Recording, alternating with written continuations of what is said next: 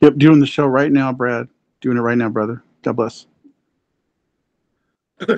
All right, welcome. Welcome, everybody, the Calvinist Boo Crew. Let me welcome everybody here. My name is J.C. Bear. I am honored to be with and among good people. And let me adjust my camera here.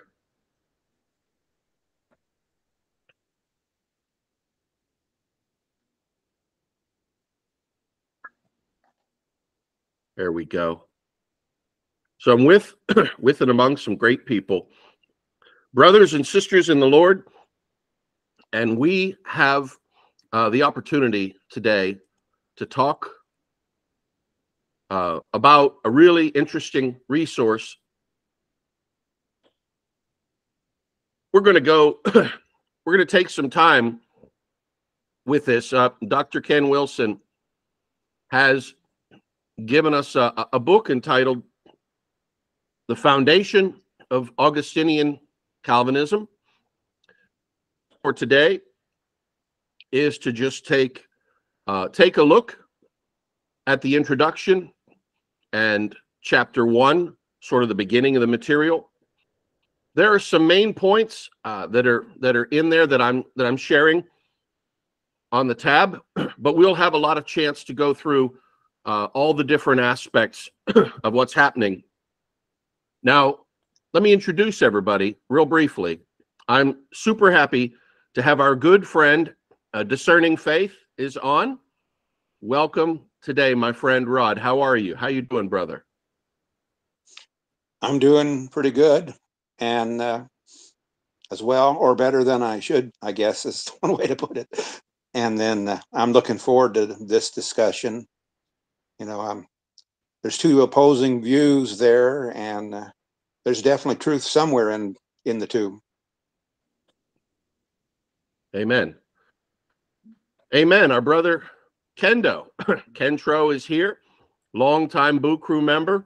Brother Ken, what an opportunity it is. I mean, we're having a chance to be on the outside looking in at Dr. Wilson's book as he's looking at us and offering a criticism. What do you think about that? It's interesting, JC, because I remember some of the Lutherans had a problem with old Ken Wilson's book here. I can remember some specific Lutherans who had some issues with some of the things that Ken wrote in this book, in his treatise here. So it should be interesting to see what we can uncover looking at this here. And I guess it was kind of controversial when it came out a few years back. So it's nice to go over this and see for ourselves what it's really maintaining. So it should be interesting. Amen, brother. Amen. And you're right, brother. Let's have a chance to enjoy this text. Obviously this is the Calvinist Boo Crew, so we're going to be Calvinists looking at a critique of ourselves. That's why we're going to rely upon all of our participants to help keep us honest and keep Dr. Wilson's text honest as well. Let me also introduce our friend here. Corey is on. Corey, say hi and just would you just say a little bit about yourself? Yeah, my name's Corey Dugas. I am involved with the Ratio Christi collegiate ministry. So basically, we do apologetics on college campuses. So I'm glad to be joining you guys. By day, I'm a pharmaceutical sales rep, so I sell medicine. And in the evenings, I love talking about theology and philosophy. So glad to be here. We're happy to have you. Happy to have you, brother. And I'll say this much. The idea came about maybe in the context of some of the recent debates. For example, Dr. White and Dr. Flowers just had a debate recently. We had a not a watch party, but a response party. And I think it was really enjoyable. A bunch of us got to really go through and talk about what was happening there. And so I thought we'd continue that with this text. And it really is, it's neat and interesting. So for folks watching, this is not a debate in a formal sense. This is not a disputation in a legal sense. You know, we're not up here cross-examining each other.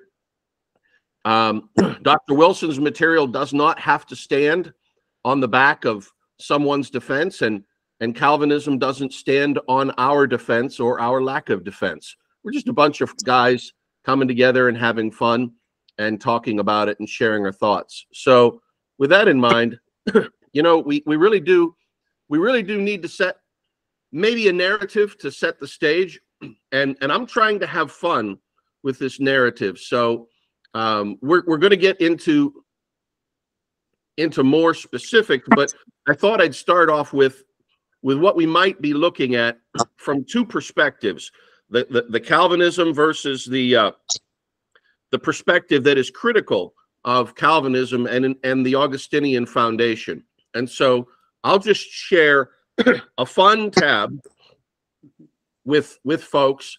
This is something to think about. I call it a traditional perspective.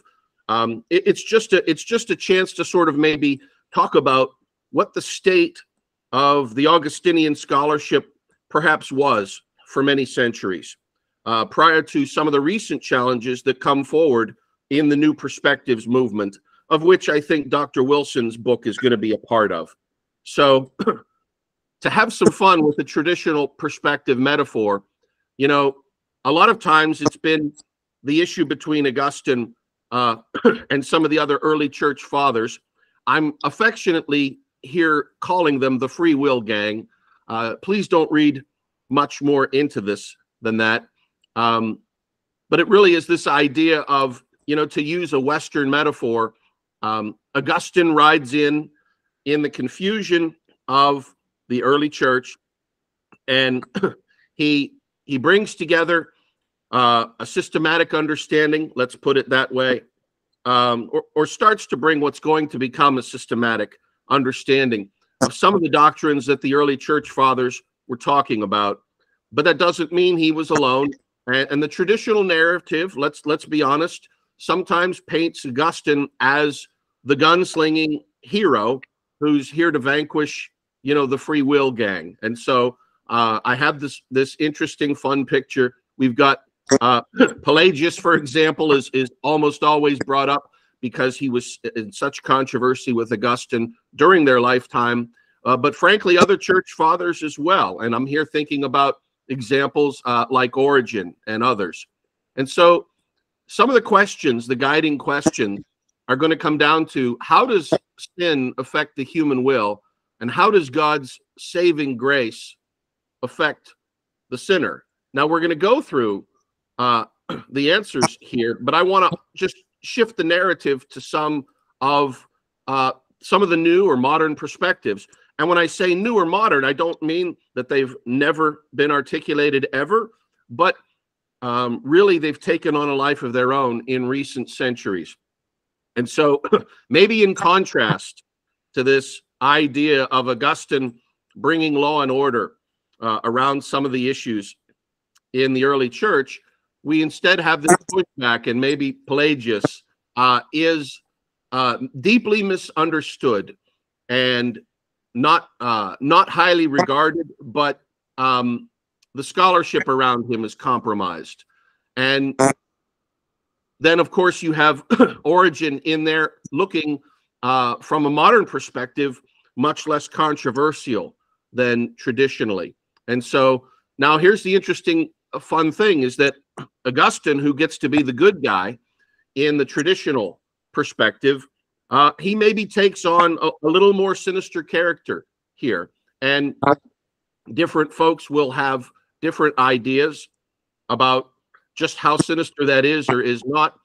But we start to see this resurgence, especially in the modern era, with the discovery of more texts, with the building out and the fleshing out of textual criticism, with the availability of more sources to more eyes. A different picture is emerging for a lot of people. And so that's a fun way of giving us a background. Now, I hope no one takes this in an absolutist sense, that there is that there is such an adversarial situation necessarily here. But in light of this, in light of these narrative frames, I think Dr. Wilson's book comes in and gives us a perspective from this new perspective school. And he's got some claims to make in the preface and in the first chapter. So I just want to throw it open to folks as we talk about that. First of all, welcome to our brother Bradster, Brad Peck. It's an honor to have you here. Brother, welcome. God bless you. You are welcome to jump in with points, and we're so happy that you're here. Now, as we get started with things, let me just throw it open to folks. You know, Brother Ken, Rod, Corey, what are your own thoughts? Are these some fair perspectives? Is this a good way to summarize this? And how do you all see this situation? Or even if it's newer to you, what in your own mind are the expectations behind the Augustinian issues, Pelagius, the issues of the human will and the role it plays? You know, let's just throw that open. I would say definitely that Augustine's perspective is very, you know, it's probably unique for those days.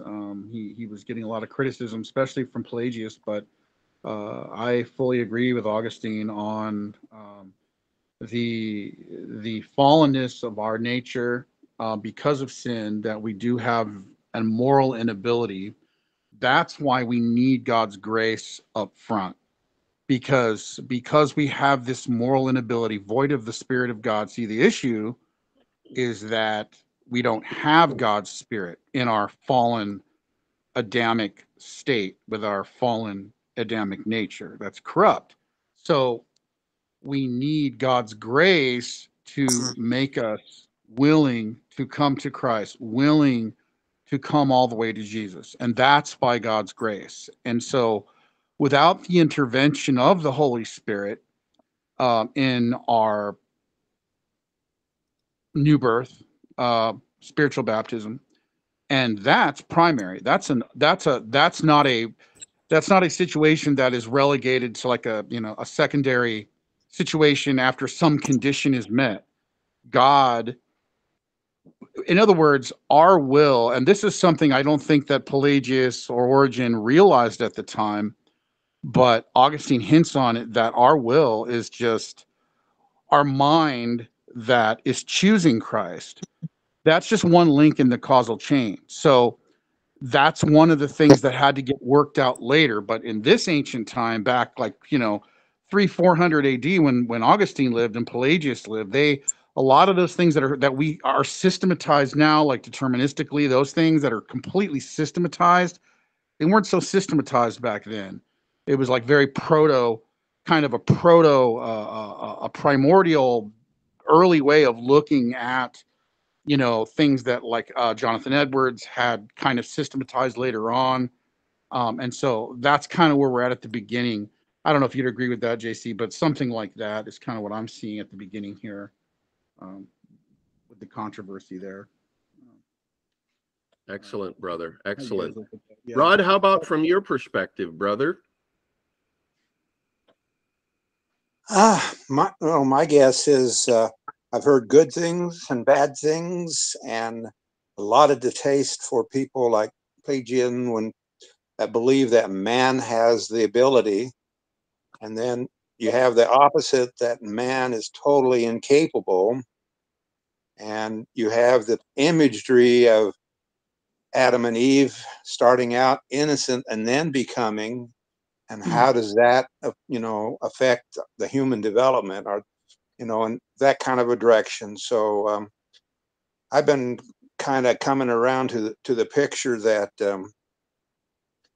that mankind's basic issue, because we are created in the image of God. I think some people give a lot more credit to that, almost godlike.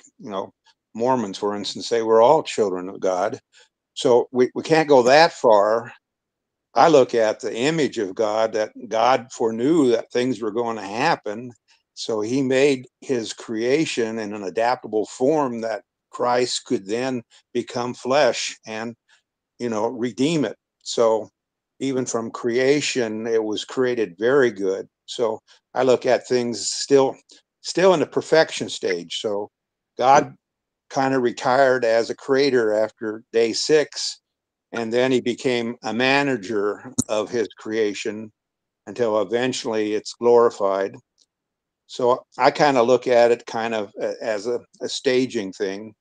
I lean a little more towards the dispensational type of view, in which things seem to have changed over time in a certain direction. So, I can see the picture, the struggle that. But what really is the issue we're dealing with? What are we being saved from? I don't know if, to me, it seems like we're being rescued from our condition when man was decided to disobey, and God basically said, go, you're out of the garden, which is kind of God's kingdom. So we're out on our own. We now have the knowledge of good and evil, which means we can now have some kind of decision making. Evidently, only thing we could do is obey or disobey initially, but now we have knowledge to be more or even godlike, which was part of the lie of Satan, that we basically now have some decision making. But what are we looking through? Are we looking through a pure glass of water, or some water that has been discolored? And we no longer can see, what we can see without God really leading us to himself. And so, so I'm looking at it somewhat of a both ways. The biggest thing is, I think, if you don't realize that you have lost the ability to really come to God. I mean, we would have no idea if he didn't come as his son or leave a revelation of word. We would have nothing. So that's where it all began. God was calling and drawing, and because of his foreknowledge in some degree, he knows who's going to come, who's not going to come. So he puts more effort to keep them on track, so his will be there. So we're adopted from a sinful condition into his family. Gotcha. Thank you, brother. Now, Corey, I want to ask you about your beginnings with this, but also ask you mentioned something important before we started recording, and that was this book is actually it's actually a part of a larger work from Dr. Wilson. So let me just throw it open to you to thresh out both of those. Yeah.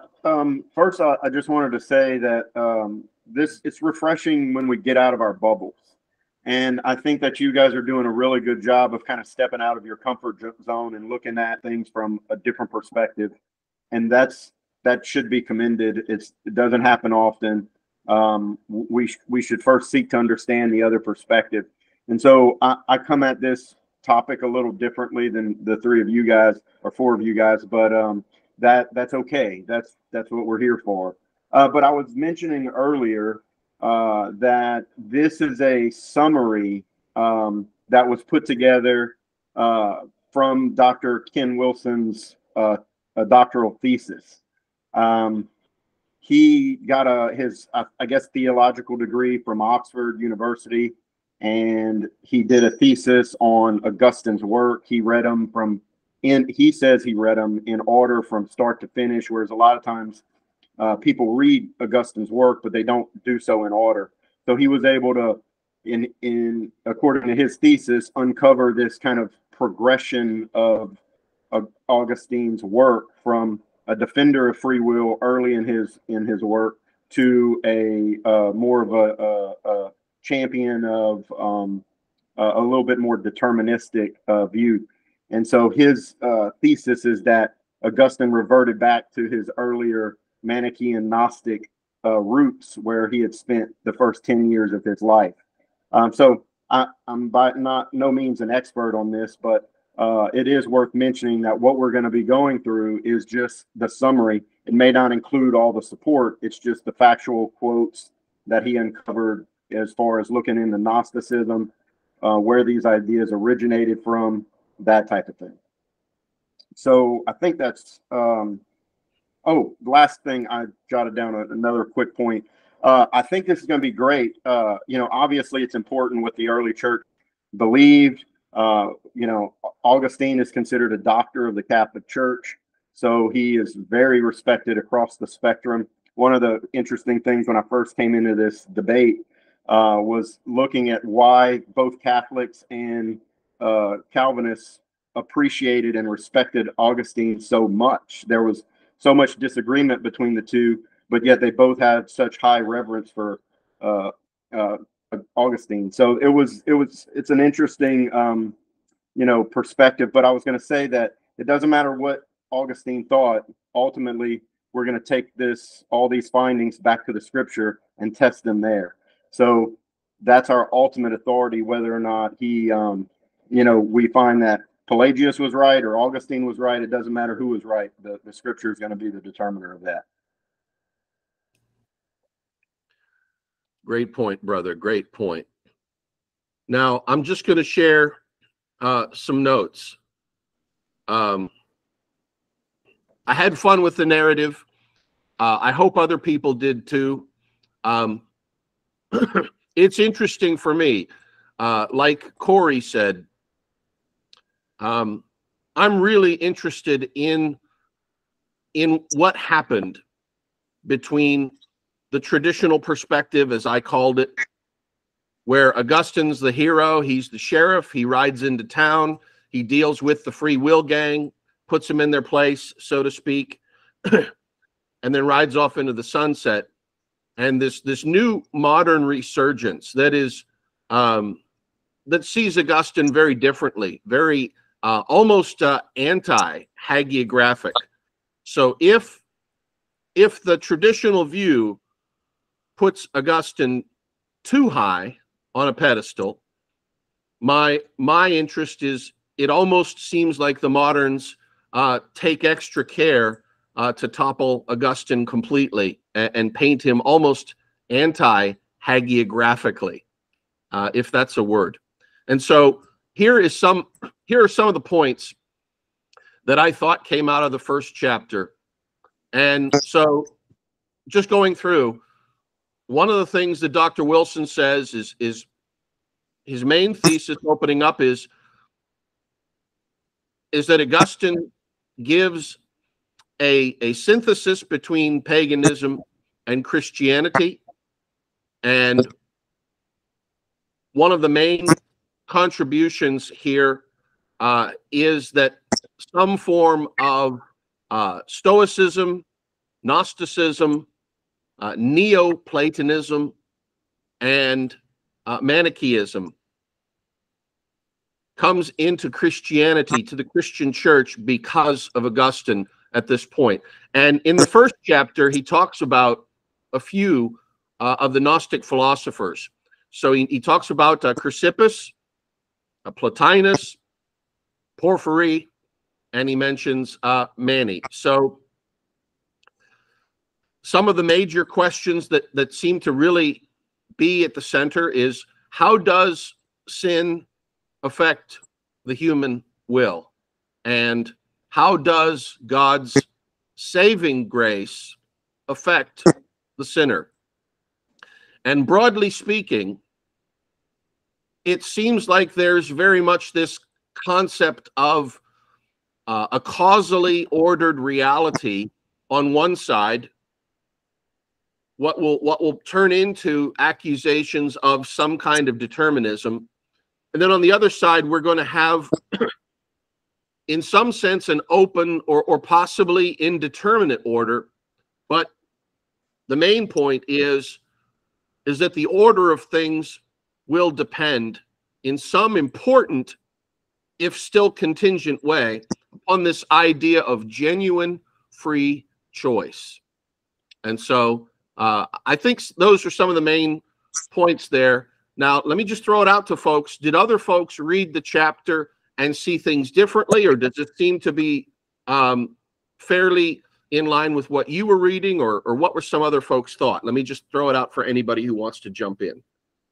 I'll just say from my perspective, he is, what Dr. Ken Wilson's doing is he's basically going through and looking at Stoicism, Neoplatonism, Gnosticism, Manichaeanism, and pulling out their views on, our will and the level of determinism that they have. So I think that what he's trying to do at a certain point is to basically say, this is the ideas that Augustine came out of. And it's very simple. It's not a big leap to see if he came out of this Manichaean Gnosticism for 10 years, then he would have those type of that type of background understanding moving forward. Now, in his earlier writings, according to Dr. Ken Wilson, he would have been more of a free will defender. And then as the Pelagian controversy crept up, then he became more, he reverted back to those Gnostic roots. And what he's doing in chapter 1 here, in my opinion, is he's just going through and laying out what Gnostics and Manichaeans and Neoplatonists believe. So it's not overly controversial. It's just the quotes from those original belief systems directly. And then that way, nobody can say, well, Gnostics didn't believe that. Manichaeans didn't believe that. He's laying out the framework of, yeah, this is what, most of these belief systems are pretty foreign to us. We don't, we wouldn't have recognized them. I didn't know what Neoplatonism was until I looked into it. But the point is like, you first have to establish what they believe to then be able to make a logical assertion that Augustine's views came from this Neoplaton or Manichaean or Gnostic background.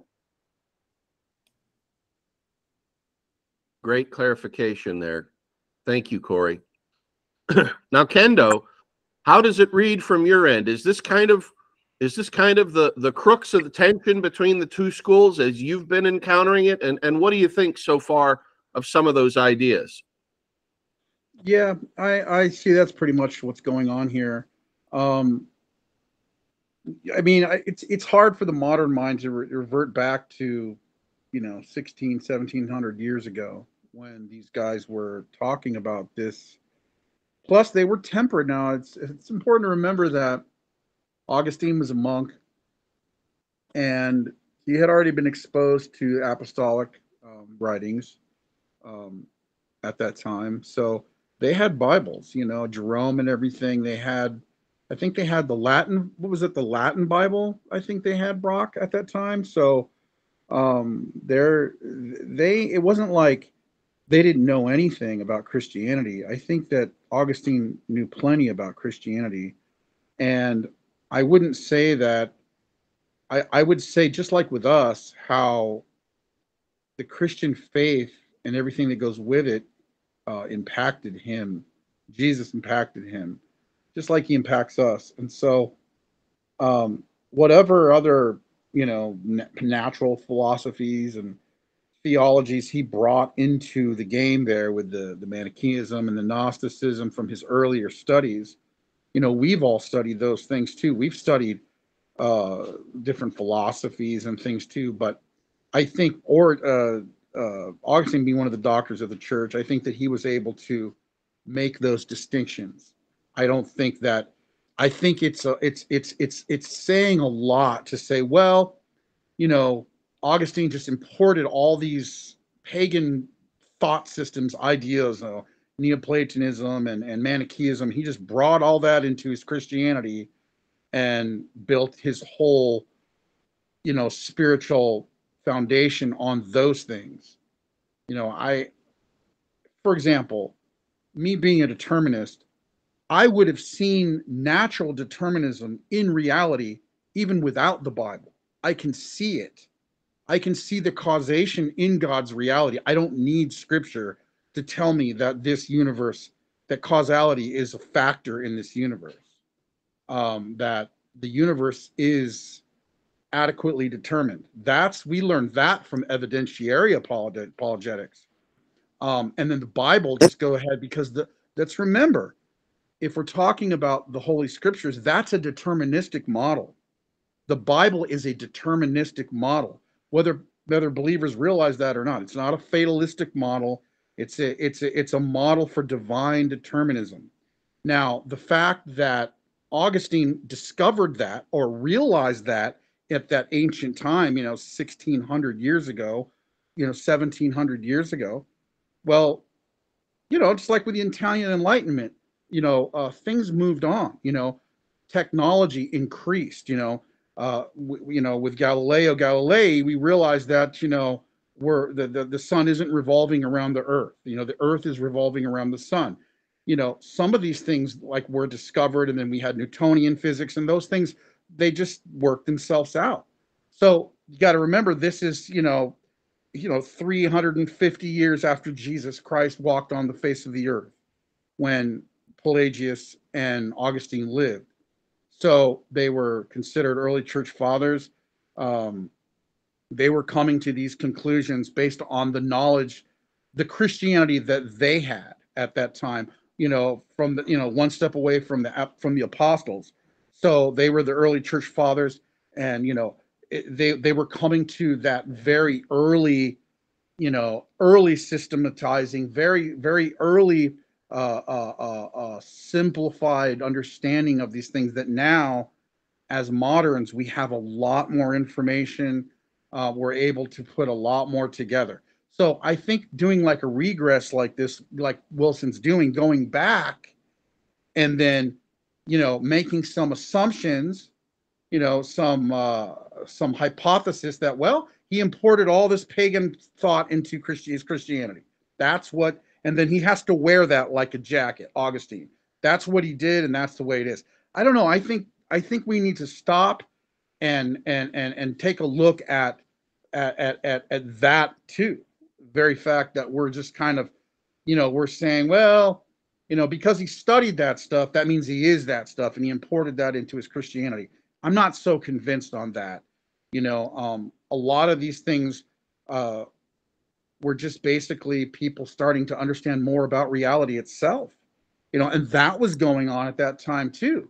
There was a lot of philosophers around at that time. There was just a lot of natural theology floating around, and I just don't think that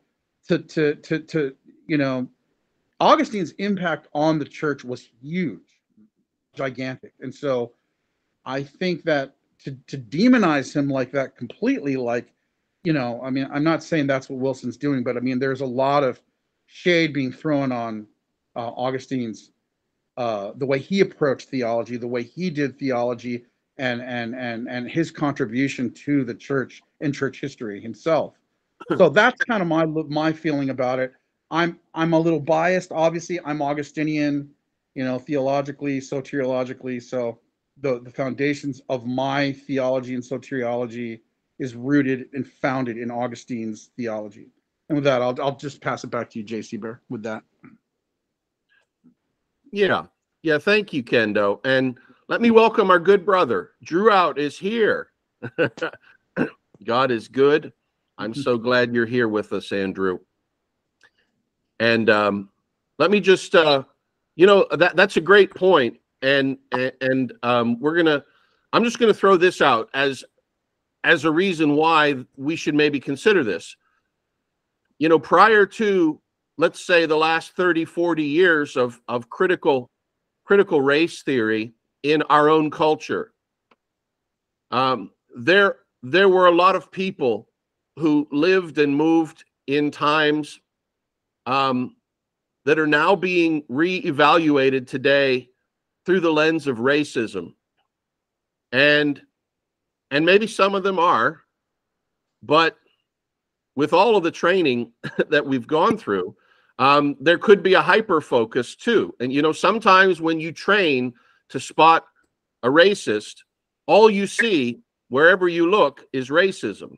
And so, I think when we go through Dr. Wilson's text, and through the own, through similar related writings here, I think we have to try to strike that balance. So this is going to be an interesting foray in there. Now, I put another slide up on there, like I say, that talks about Dr. Wilson has actually come up with this model he called the DUP-IED.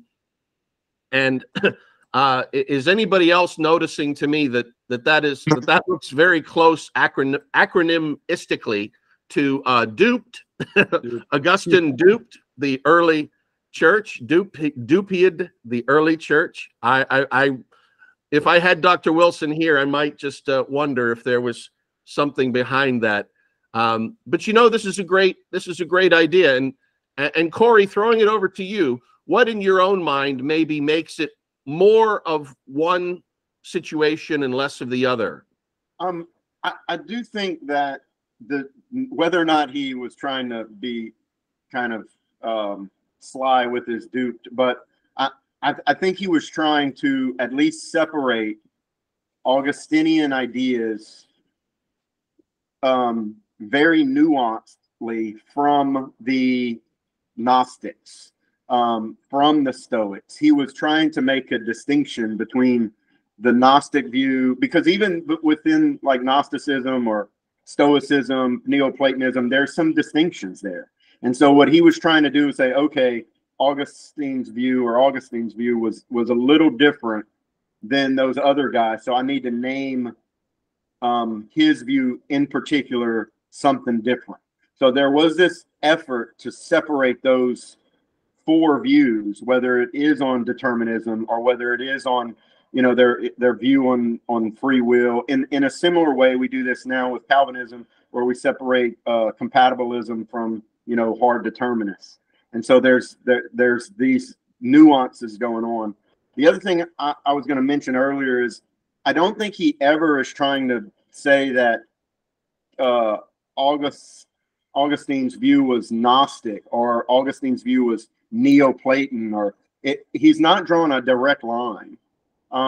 It's similar to the example you gave with wokeism, where we can kind of look back through the history of this postmodern movement and say, okay, there's some Marxist streams that run from the early 20th century, these French philosophers that affected the postmodern movement, and that postmodern movement affected the current woke movement.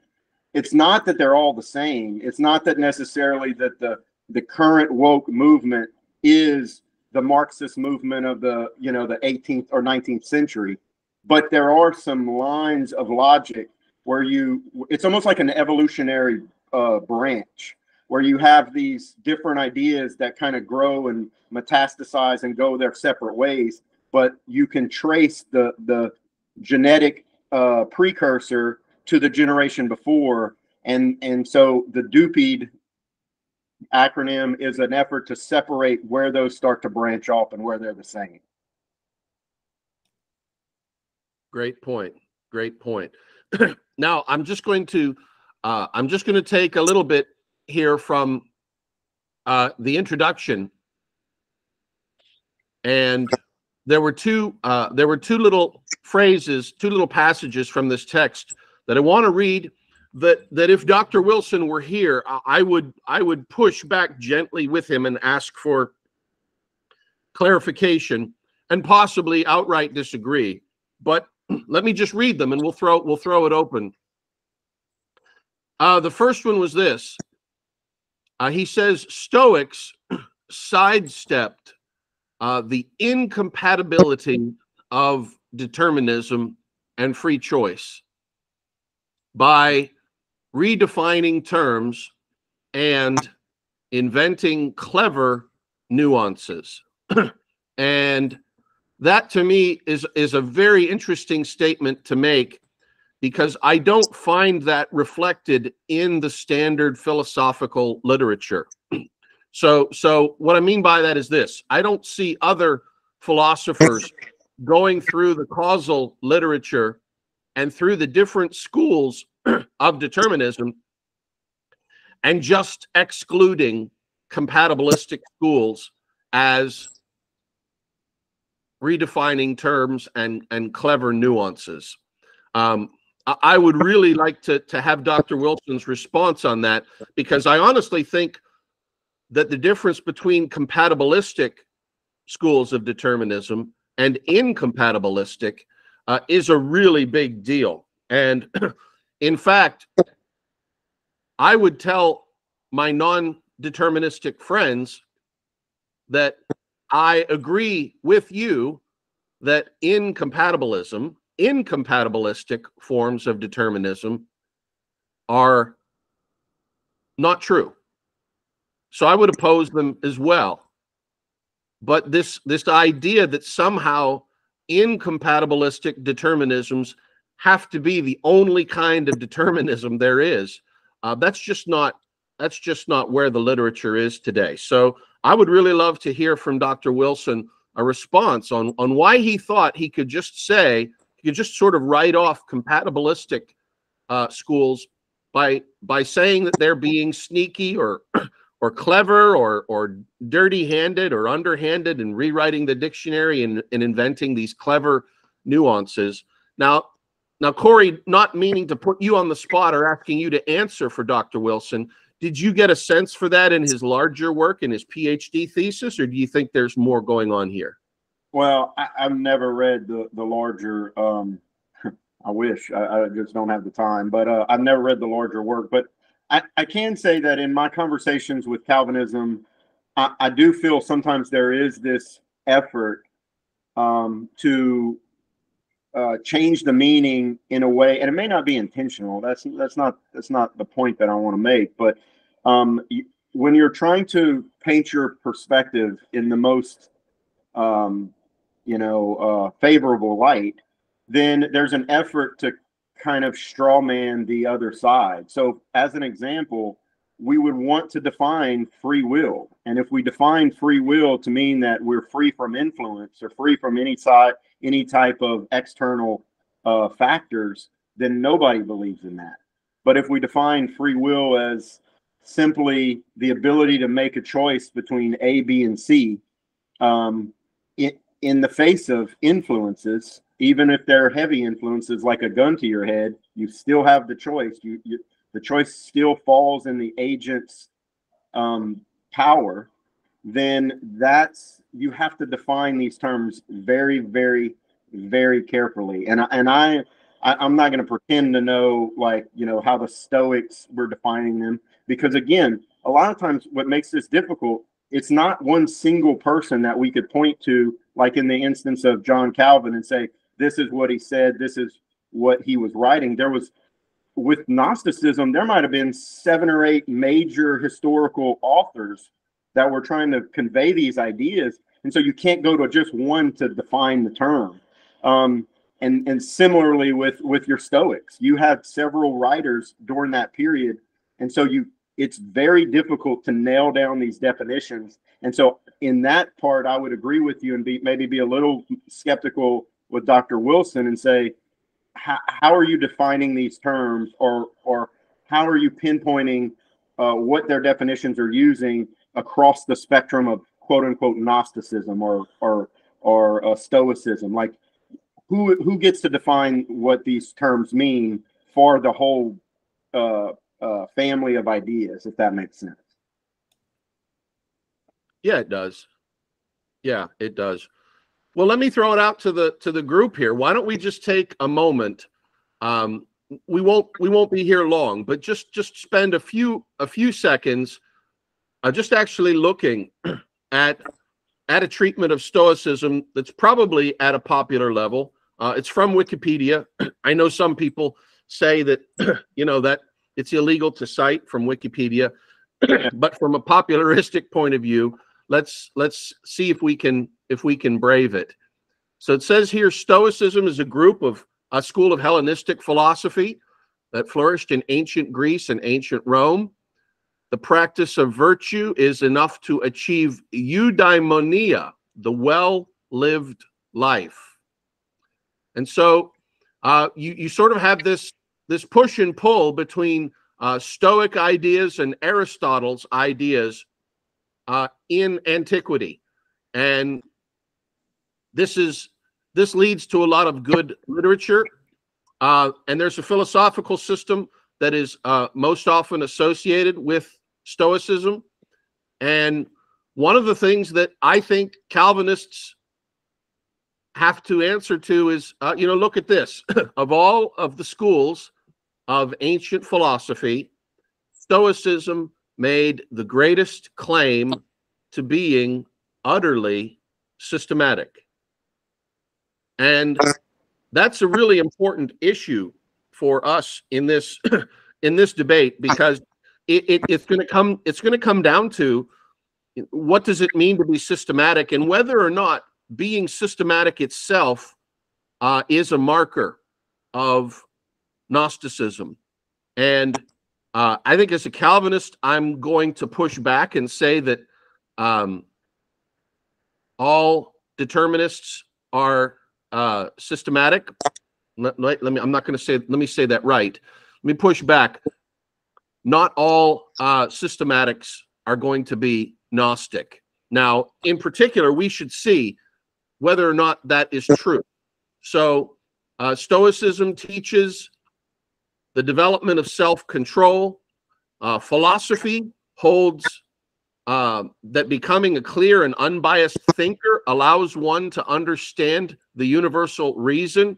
And look at the word next to universal reason. In the Greek, that word is logos. That's going to be really crucial for us in Christianity, because that's going to be the same Greek word that is used to open the Gospel of John. John chapter 1. In the beginning was the Word, and the Word was with God, and the Word was God. Some Calvinists have actually translated that in the beginning was the logic, and the logic was with God, and the logic was God. And so some more Stoic ideas from this Wikipedia page.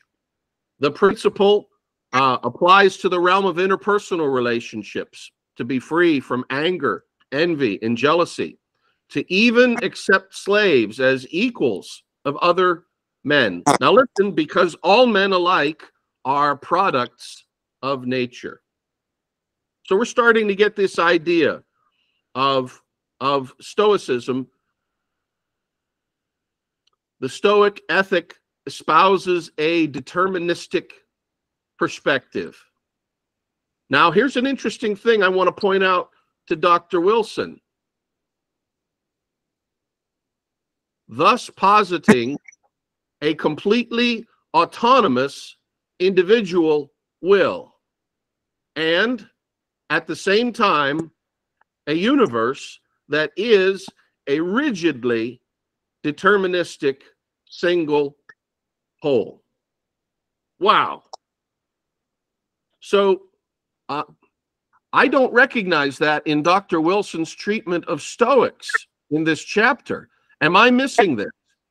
Because when I read it, he seems to ascribe this sort of hand waving to Stoics, where yes, they use the right language, but ultimately there is no autonomous individual will. And yet here we have this writing here that's talking about Stoic philosophy as affirming the existence of an individual will and a deterministic causal reality. What do you guys make about that? What do you think's going on here? Any thoughts? Go ahead, Ken. Well, yeah, I mean, that's what was around. The Stoicism was big in those days. So the influence of that on all of them would have been large, I would think. A lot of them were monastic, pantheists. They just believed in kind of like atheists do today. Like there's just one all-encompassing thing, like they're materialists, just the physical realm, that's it. They were like that. There was a lot of that going on. They just believed in like They didn't see like a duality. Like they didn't. Some of them did. You know, I'm sure some of them did. Plato, they were idealistic, but some of them were just monistic, where they were just looking at, there's just the physical realm, that's all there is, you know, like atheists do today in our time. They don't see any spiritual immaterial realm beyond that, you know. And so they're trying to say that because Stoicism was such a system, like you're saying, JC, a systematized type of philosophy at that time, 400 AD,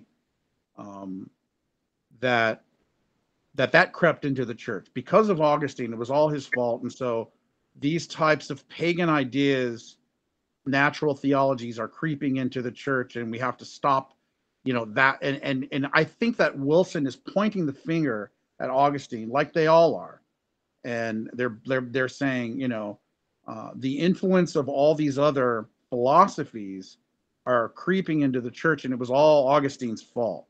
So they try to look at Pelagius as like the one who's trying to rescue the church from all this philosophy that's just inundating the church. And there may be some truth to that. The Apostle John had to deal with that in is the first epistle to in First Epistle of John, about anybody who says that Jesus did not come in the flesh, dealing with Gnosticism right there. So it was prevalent in the early church, those types of pagan ideas, straight Gnosticism, you know, spirit good, flesh bad, those kinds of things. But I wouldn't say that they were, you know, Augustine was a very bright individual, and I wouldn't say that he was not able to discern between, you know, having a high view of Scripture, which I'm sure Augustine did have, as opposed to, you know, these other worldly ideas that they're dealing with: Neoplatonism, Stoicism, Manichaeism, these other philosophies that he is trying to say, that Wilson is trying to say, that these were smuggled in by Augustine alone. It's all his fault. I don't think so. I think if there's any of those ideas, I think they were all circulating in the 300s.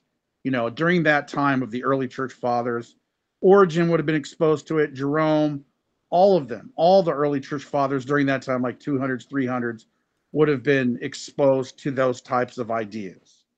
So Kendo. That's my thinking. I wouldn't just say it's just, you know, hang it all on Augustine, you know, right? I don't know. You know? Yeah. Hey, Kendo, let me throw this back at you too.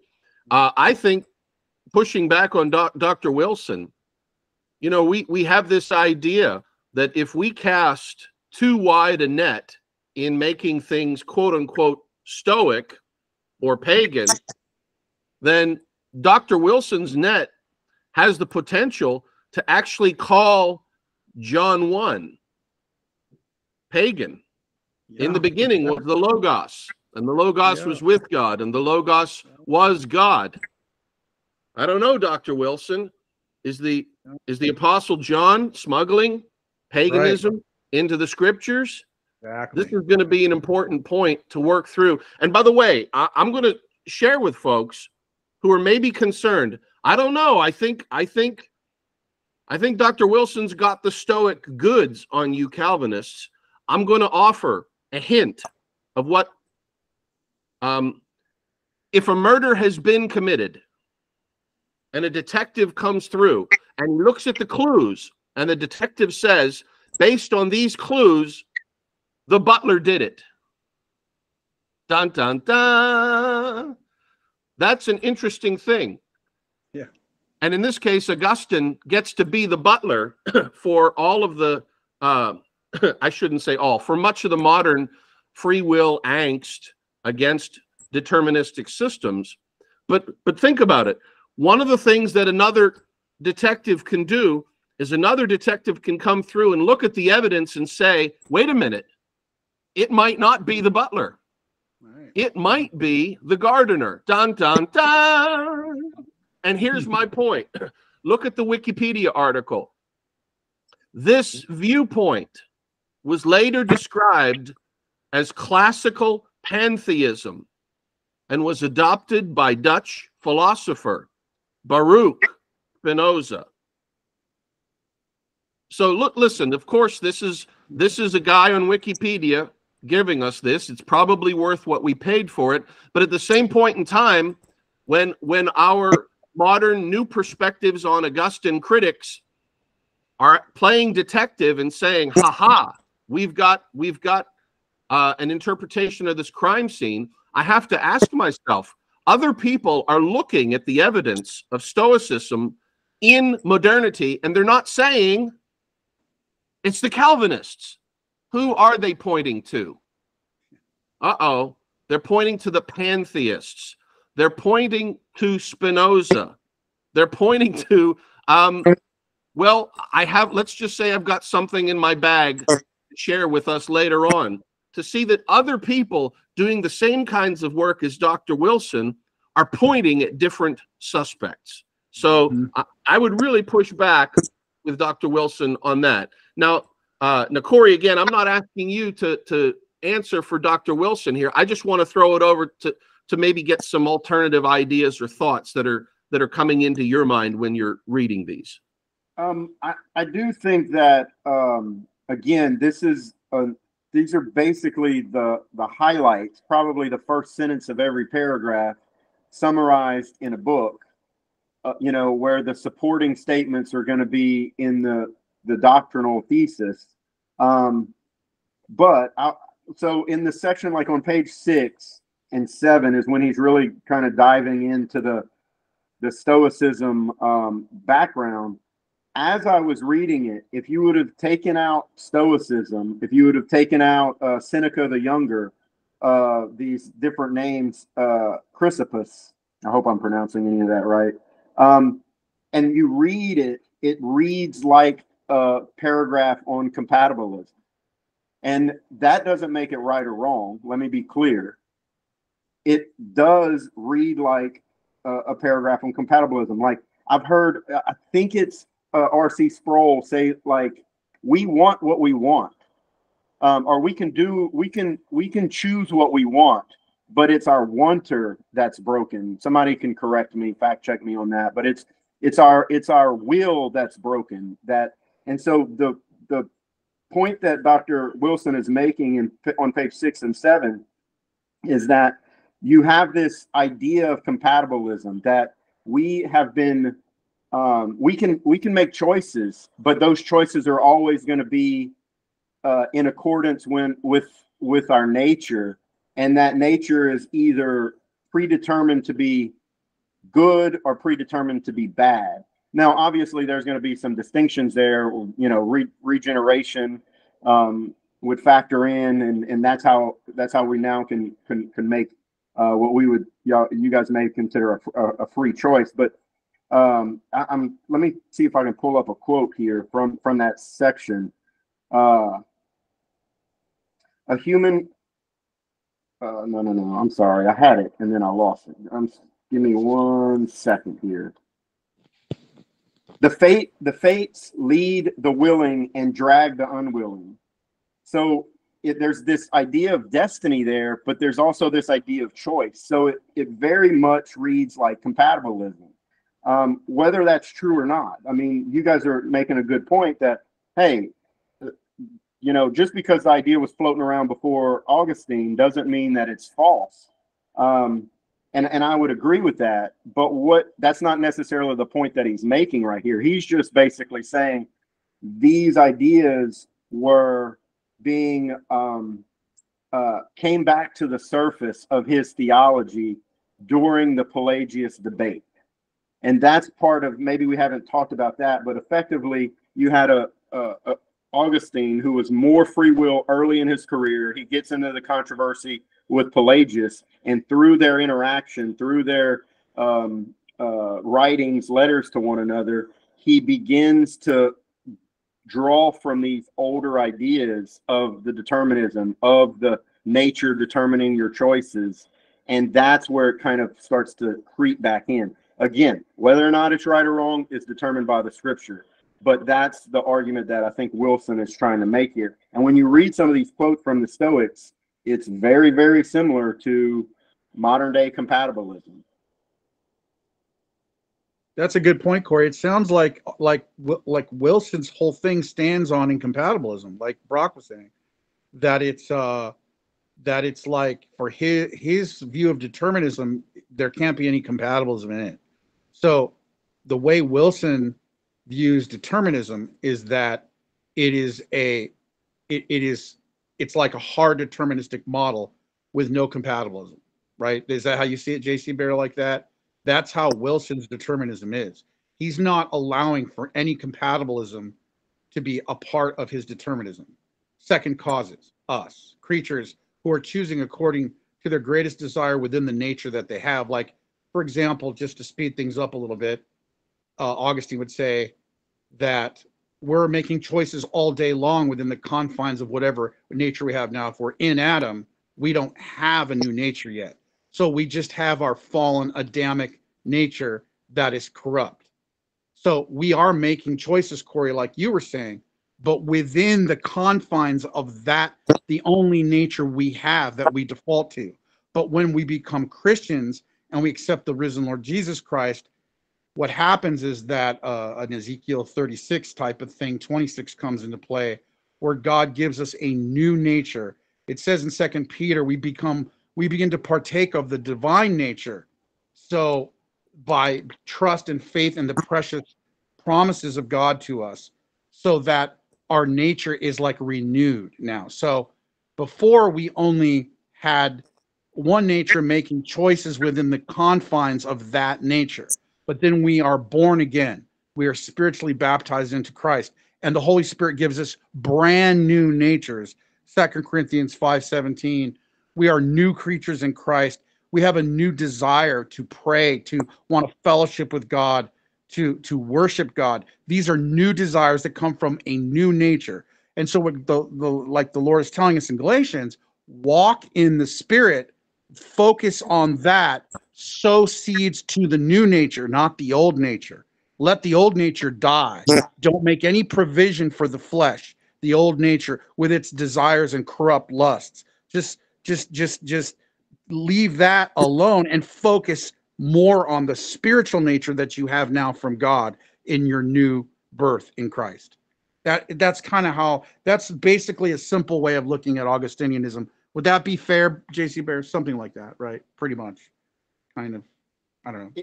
Something It's like difficult because I want to argue the biblical side, but I'm trying to stay on topic and stay trying to convey what Wilson is trying to say from the Stoic perspective. So it's difficult because we're basically arguing in like 4 layers. Yeah, I hope that worked as far as what I mean. You're arguing what someone else is arguing while he's arguing what the Stoics were arguing, if that makes sense. We have to these layers. But one of the things he says is our character is caused. Now he's quoting or he's summarizing the Stoic belief. So Wilson, just to be clear, this isn't I'm saying Wilson's doing it. I'm saying Wilson is saying the Stoics are believing this. Our character is caused, fated from external influences upon us. So we don't choose our character. It's given to us externally as a matter of fate. Our character, number 2, our character causes fates our assent, what we decide or what we will. So our character is given to us externally, and then our character causes us to do the things that we do. And then number 3, point 3 is, but we still have moral capability or culpability, exists because we still will it. We still decide it. And that's textbook compatibilism, in my opinion. Is that whether or not it's Stoicism, is that compatibilism? Well, we're determined in Adam. We couldn't do anything about that. Every baby born into this world is born in Adam except Jesus Christ. Jesus is the second Adam. This gets into federal headship, but JC could break that down for you. But yeah, every baby born into this world is determined in Adam, imputed with this corrupt nature that we have. We got it from Adam as Adam's progeny. So what happens is God comes along, he has a decree from the foundation of the world, and then at some point, because he predestined our eternal salvation from the foundation of the world, the decisions that he made decree wise are coming to pass in time in the lives of these children that are being born into this world as they're being taught about the gospel information about Jesus Christ.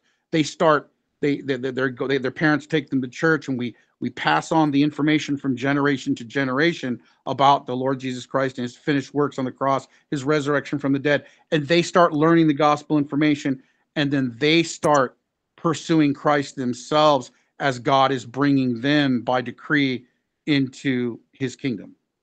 That's kind of it's, and that's determined. That's predestined by God to happen by decree, by his will. He made decisions, God did, before the foundation of the world that are affecting us now in time and space. It's because God dwells in eternity, transcendently outside of time. So he made these decisions in eternity that are affecting us now in time. Does that make sense, Corey? That's how I understand it. Yeah, Maybe, yeah. maybe, yeah. Let me Jump in. I'm sorry. Yeah, no problem. No problem. Let me throw out because Corey, I think you asked a really great question. What would be a compatibilistic statement about determinism? And I thought about that, and I brought two of them. I brought two of them that I'd like to read for the group to look at. And I want to ask everybody to sort of maybe compare what we're going to read about the Stoics and what we're going to read about Augustine in his work that Dr. Wilson references. We're going to ask, just sounds like, I'm not trying to deny the power of sounds like, but at the same point in time, if we're detectives at a crime scene, sounds like is very oftentimes going to be over-constrained. It's going to point to more people than just the guilty party. So let me share a tab with two good Augustinian statements of deterministic government. And pull that up. I was going to just add. Yeah, go ahead. This helps what you're going to explain is that you're saying that if we find a size 12 shoe at the crime scene, there might be more than one person that have a size 12 shoe. So we shouldn't point to the first person we see with a size 12 shoe to blame the murder on. We have to expand the search beyond Augustine in this case. Just because he has a size 12 shoe and other Stoics have a size 12 shoe, that doesn't mean they're the same person. That analogy went off the rails, but I think you're trying to spread the blame from just Augustine. I pronounce it both ways. I apologize, guys. But I have a Catholic upbringing, and so it goes back and forth. I want to say Saint Augustine. Any rate, so we just to your point. There's more people that could qualify with the same belief. That doesn't make you the murderer. bad joke. Right. No. You said it perfectly. And here's the other thing too. So my pushback is that perhaps it doesn't make Dr. Wilson's characterization of Stoic pollution accurate. But let me get into reading. Let me get into reading a typical Calvinistic statement of determinism, and I've put it up. Let me just double check and make sure that's up on there for everybody to see. This is a nod to my good friend the Bradster, who is a Hodge monster. I've pulled this out of Hodge, his chapter from his systematic theology on providence. Now, just a quick word: providence is the historic term for many centuries. It's only recently that we're starting to use words like determinism, and that's neither good nor bad. But when we see this different language, I want to share with folks that we're probably talking about the same thing. And here's what Hodge has to say. He says, now this is Calvinistic doctrine, that Dr. Wilson's thinking is going to have a Stoic origin. He says, providence not only includes preservation, but government. And it includes the ideas of design and control. It supposes an end to be attained and the disposition and direction of means for its accomplishment. If God governs the universe, he has some great end, including an indefinite number of subordinate ends, towards which it is directed, and he must control the sequence of all events so as to render certain the accomplishment of all his purposes.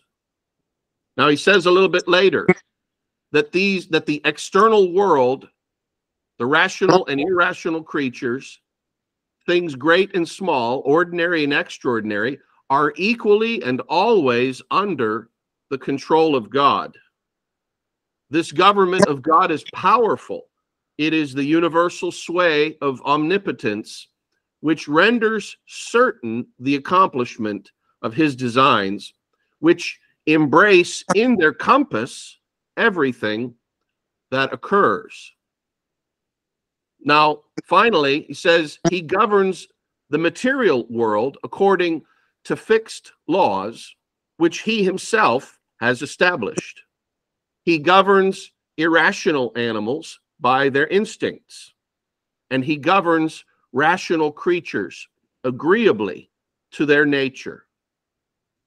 And then finally it says this: it is enough for us to know that God does govern over all his creatures and all their actions, and that his government, while absolutely efficacious, is infinitely wise and good, directed to secure the highest ends and perfectly consistent with his own perfections and with the nature of the creatures.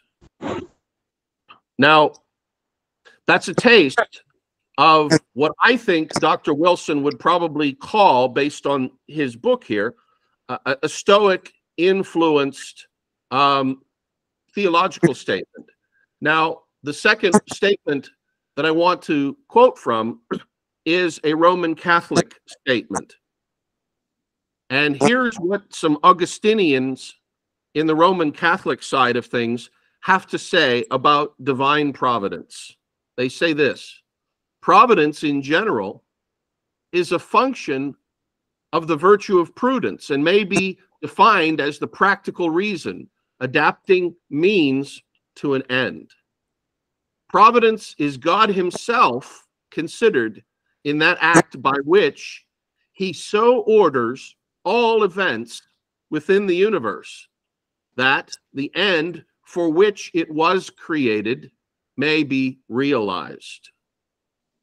The universe is a system of real beings created by God and directed by him to this supreme end. God preserves the universe in being. He acts in and with every creature in each and all its activities. He directs all, even evil and sin itself, to the final end for which the universe was created. So really interesting statements here. And what I would like to do is follow through and see if it really is fair, quote unquote, fair in air quotes, fair to ascribe all of this to the smuggling in or the importation of or the syncretic marriage of paganism into Christianity. So let me throw that open for anybody who wants to comment here before we get into the next part. I hope this gives a flavor, at least, for what I think Dr. Wilson would be criticizing. Okay, so I have so much, and I want to try and stay on topic. I don't want to go too far back, but real quick, would y'all say then that the Stoics' characterization of compatibilism is the same as Calvinism's characterization of compatibilism? And if not, what are the distinctions worth noting? I would So say no, yeah. yeah, I don't think anybody reads Stoics today I'm in not philosophy class and says that's Calvinism. No, I'm not talking about in general. I'm saying just their view of how the determinism and free or what's the right word? The non-free will, the nature, and how they work together, and how the nature determines the choice, and the choice is still culpable morally, even though it was determined by the nature that was given by the external means, whatever that is. In the case of Calvinism, God gave us our nature. In the case of Yeah, Corey, let me throw it at you this way, because I don't think that I can just go and snip out the deterministic pieces of Stoicism and say that sounds like Calvinism. I think what I've got to do is I've got to consider the Stoics in their full context.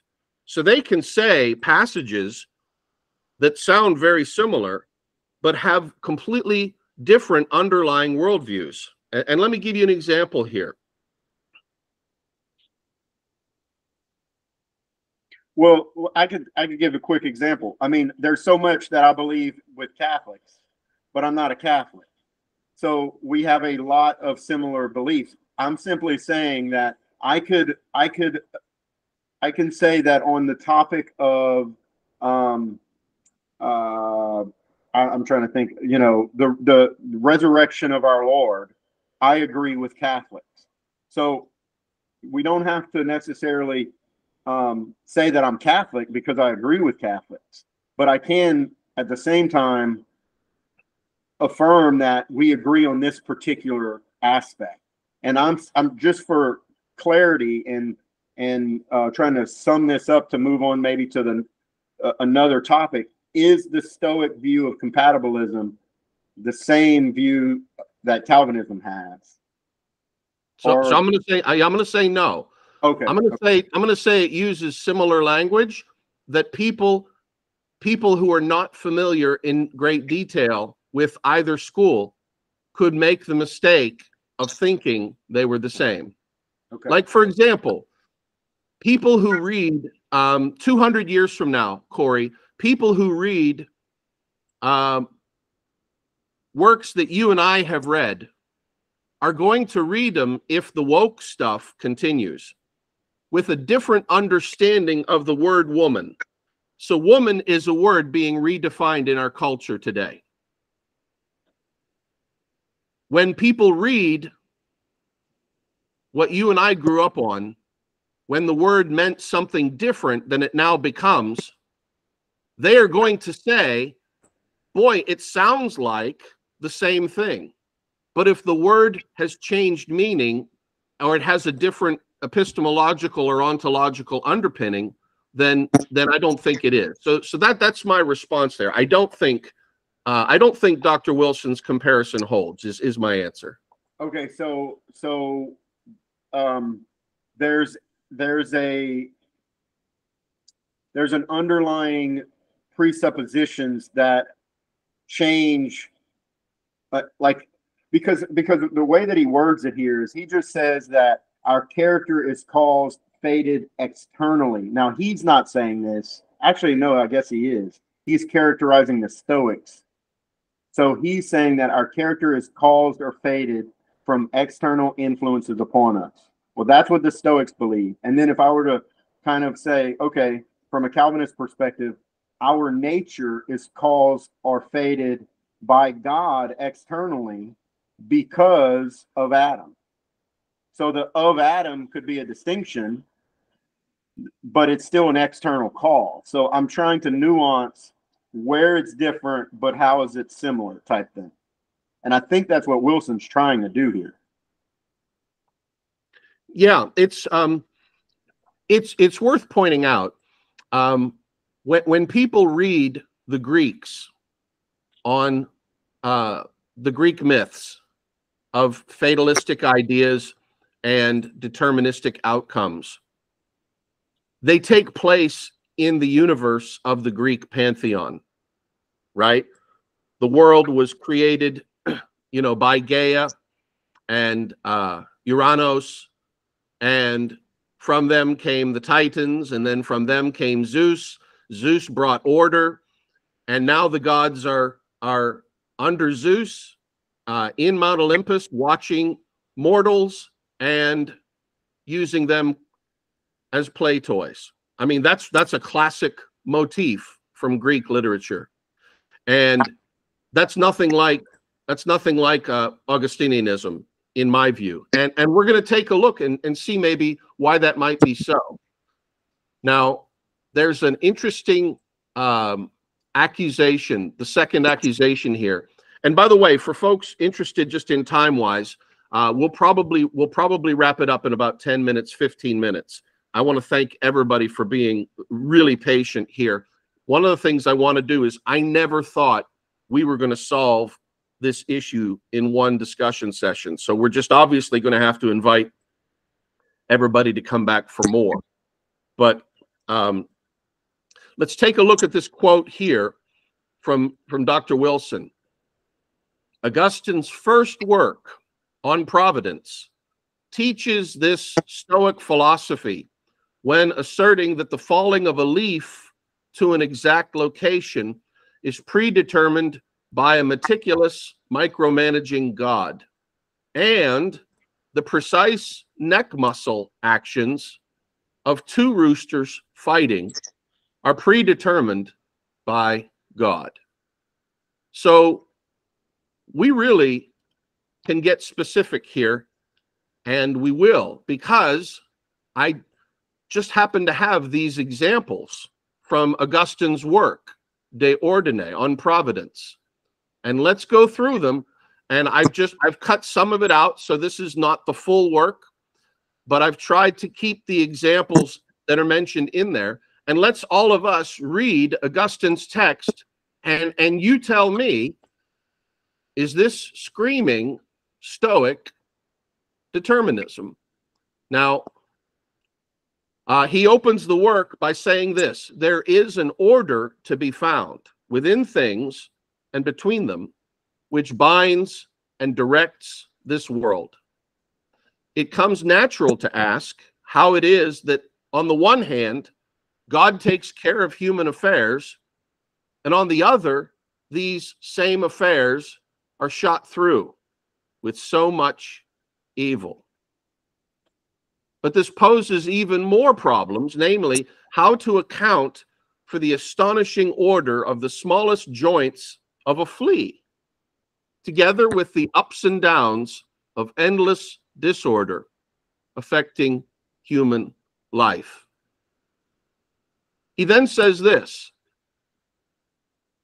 in trying to examine why one should think there is order to the universe, he says this: in order to know one's self, it is most necessary to get out of the life of the senses into one's interior, and there recollect one's self. Now listen to this statement: others do the same by cultivating the liberal arts. That's going to become important in just a moment, but just remember that. Others do the same, Augustine thinks, as he's doing in writing this treatise, by cultivating the liberal arts.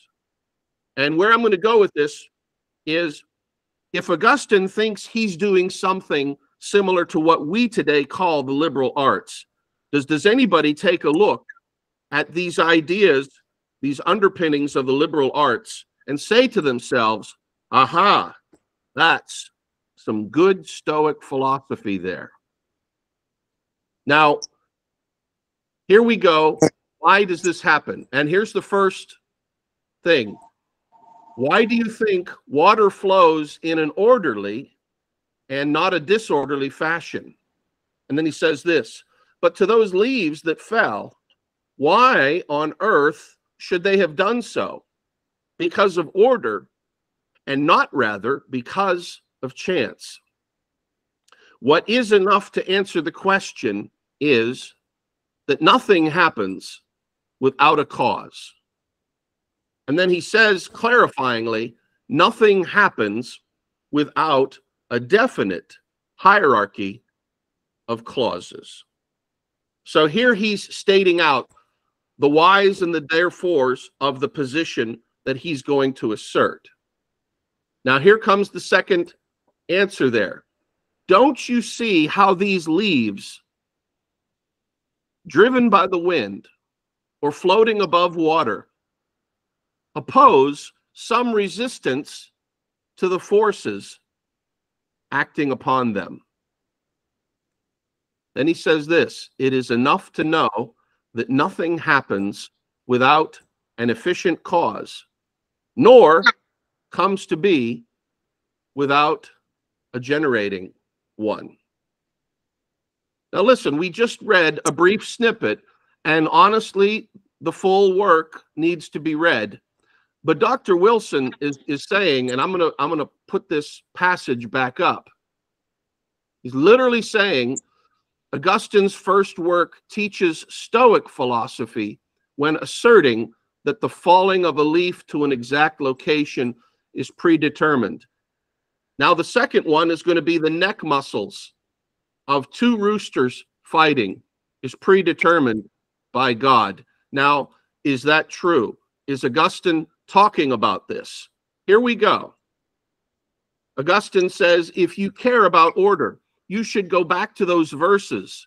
Instruction in the liberal arts. All of a sudden, we came across a rooster fight and eagerly watched. Wouldn't lovers of truth and beauty be eager to see and search out? Isn't any such occasion good enough to bring the beauty of reason to bear on things known and unknown? Take that rooster fight. There was clearly another reason controlling everything from on high, down to the universal law of victor and vanquished. We asked a lot of questions. Why is there anything failing to imitate the beauty of things? Where is there no measure? Now, this is an interesting thought experiment. Augustine himself ascribes motives that use the words liberal arts, or what we would today call classical education. When I read these words, I am not overwhelmed with the stench of pagan Stoicism. So, you know, if Dr. Wilson were here, I would ask him, sir, how is this pagan philosophy? How is what Augustine is doing in making these statements in this context smuggling something unwholesomely pagan into the theology of the church?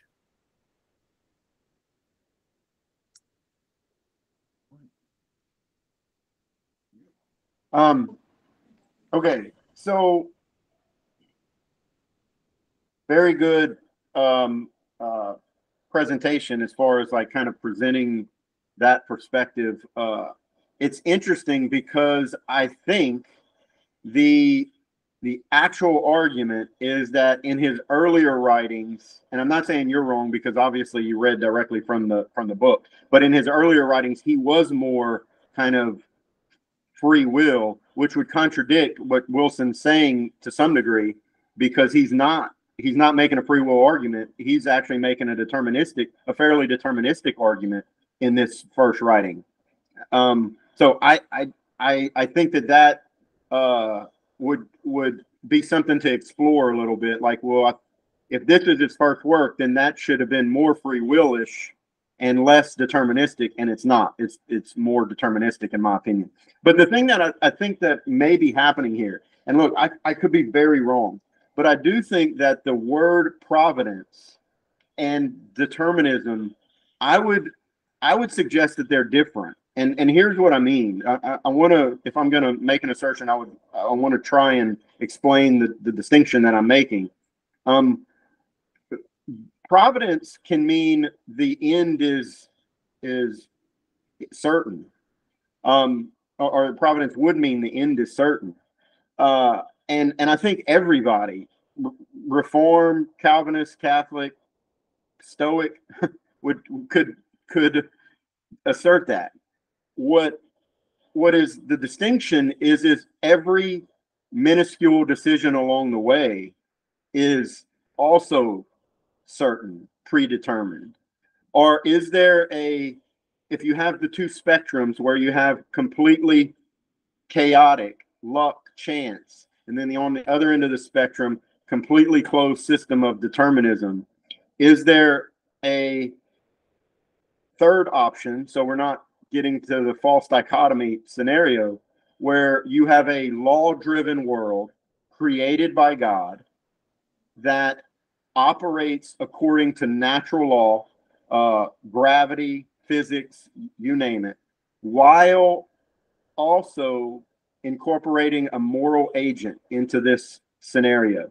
And within that scenario, that moral agent can make specific choices that God has given us the ability to make. So that could be whether they're turning right at a red light or left at a red light, or a moral choice of choosing to refrain from evil or committing evil, or choosing to commit good or refraining from doing good in any given moral option. And I think the third option there is what a more free will argument would be working, where you have multiple agents making decisions, but God still providentially is determining the outcome. And that's maybe the difference between providence and determinism, that there could be a scenario where St. Augustine is making this argument based on the definition of providence, not determinism. So I'd like to maybe go back and read it where I have a little bit more time to get into the nuance, but I'm just offering another perspective on that. And then, you guys could pick it apart if you'd like. No, that's awesome, brother. That's awesome. Let me do this, friends, because we've been at this for a great discussion session.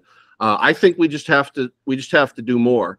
Let me just share with my own idea that perhaps when we are throwing around accusations of Gnostic influence, we might have other candidates. And so here, I'm just going to end with sharing this series. I was just watching some videos, and this literally came up this week. And this is a video from Jordan Peterson and James Lindsay, who, by the way, for non-believers, I really love. Both of them, I agree. They're phenomenal. Yeah, they are top notch. And now here they are writing, they're articulating in this video concern that Gnostic heresies have been embedded into economics. Now, if Dr. Wilson's accusation is really going to bear fruit, then that sort of left me wondering when I first saw it. And I'm saying this slightly tongue-in-cheek. I hope people realize that. We're having fun here. But I want to say that, my first thought was, wait a minute. Dr. Peterson and James Lindsay are going to talk about Calvinism infiltrating into economics today? And is that our problem in the culture? Is that where Dr. Peterson and Dr. Lindsay see the big problem?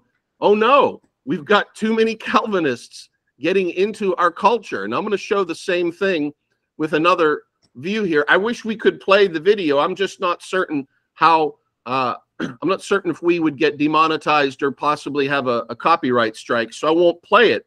But so here's this idea. that if Dr. Wilson is right, perhaps I watch this video, I'm going to see James Lindsay and Jordan Peterson talking about the evils of Calvinism getting into economics in our contemporary society. Now, I'm going to I'm going to go ahead, Corey. Then I'll give the punchline in just a minute. But go ahead. Oh, I'm sorry, but they have their conversation is what I was attempting, although rather poorly compared to those two, explain earlier, where there's this. It's like an evolution of ideas where you can trace the beginning of the thought, Marxism, that then transforms into postmodernism, that then transforms into wokeism.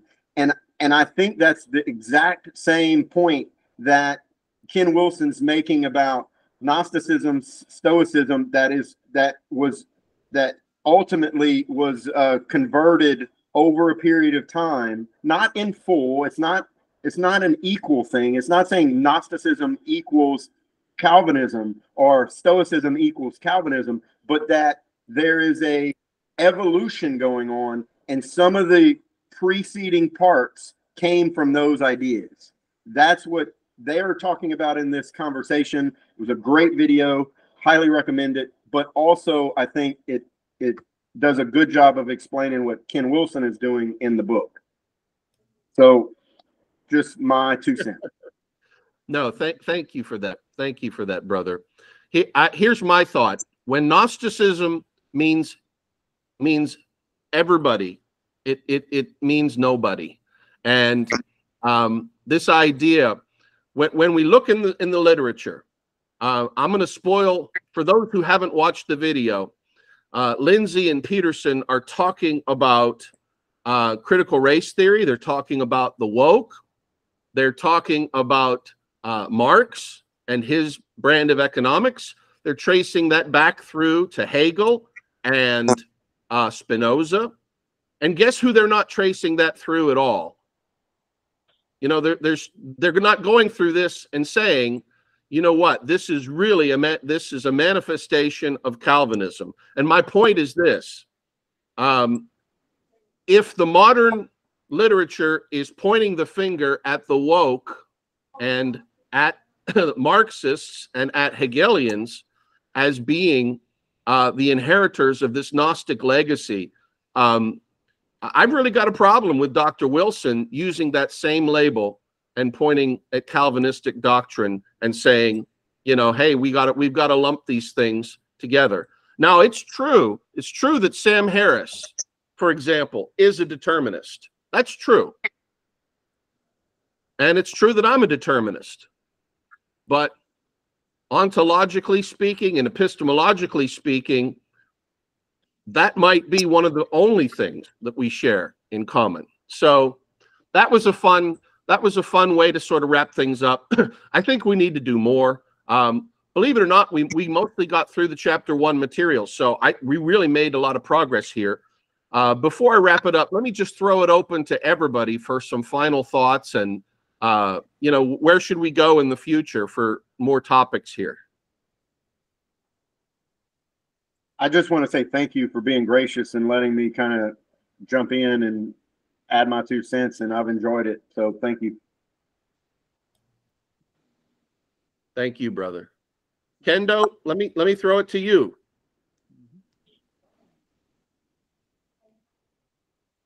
Yeah, well, I kind of see where you're coming from, JC Bear, with this. And it's kind of like it's easy to point the finger, from this far ahead in history and say, well, this is the way things, we can frame things to look a certain way, round up the usual suspects, but, are we're really going to uncover the truth? Do we really know for sure? So, I'm of the opinion I'm going to give Augustine a break. I'm going to give him a little bit of a break because, he did amazing things theologically and explained a lot of what we still hold dear in Christianity today.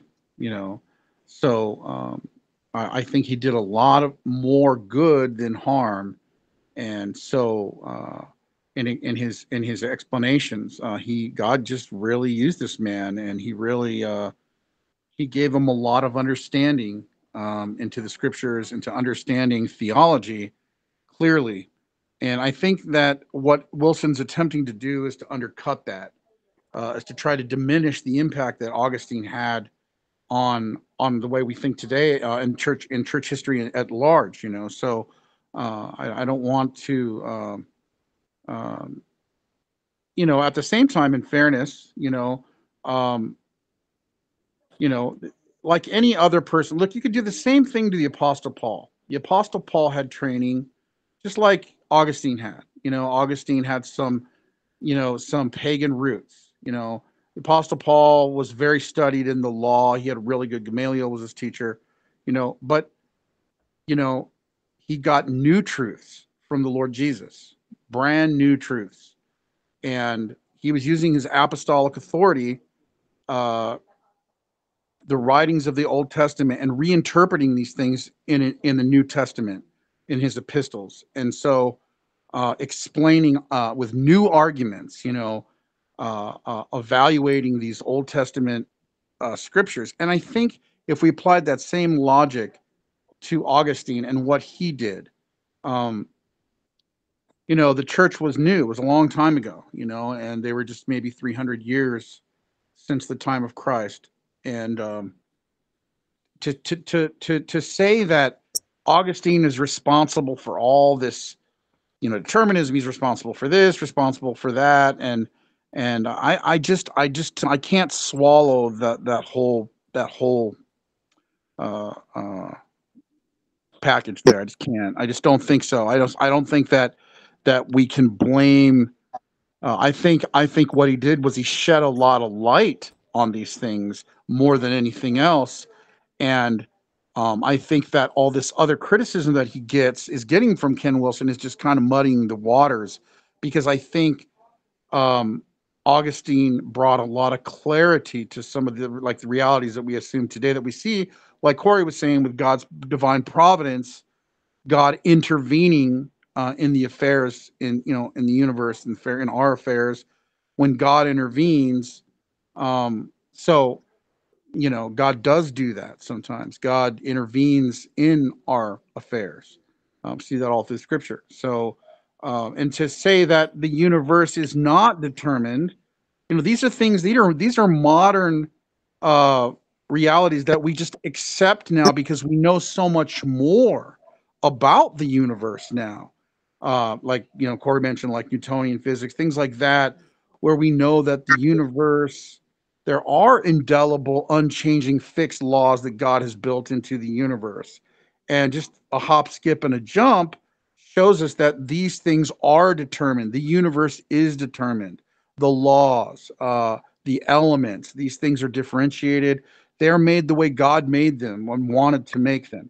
Now, the fact that they didn't know that in the way we know these things now, 1,700 years later, in the modern mind, it doesn't mean they were any less true during the time of Augustine and Pelagius and Origen and all them. It just means they didn't know. They didn't know. They didn't have the explanations for the universe that we do now, that we do know now.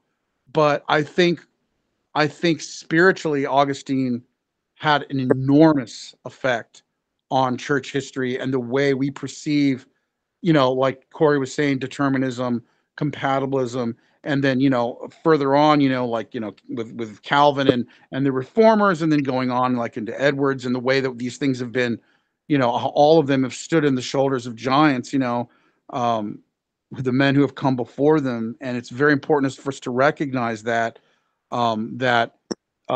sometimes these things, we know more now than we knew 1,000 years ago about reality, about the way the universe is constructed, and the causality. Even now, we even have quantum mechanics and things like that. We're adding new discoveries, new information to the model. So I just think that that's basically all I wanted to say, is just to say that that I'm personally am not convinced that Ken Wilson's accusations and criticism of Augustine are correct. And with that, I'll pass it back to you, J.C. Bear, with that. All right. All right. Listen, friends, this was a ton of fun. And I really appreciated what each one of you had to say. So let's do more. Let's invite other friends. Let's get into further chapters in the work. And God bless each and every one of you. Thank you.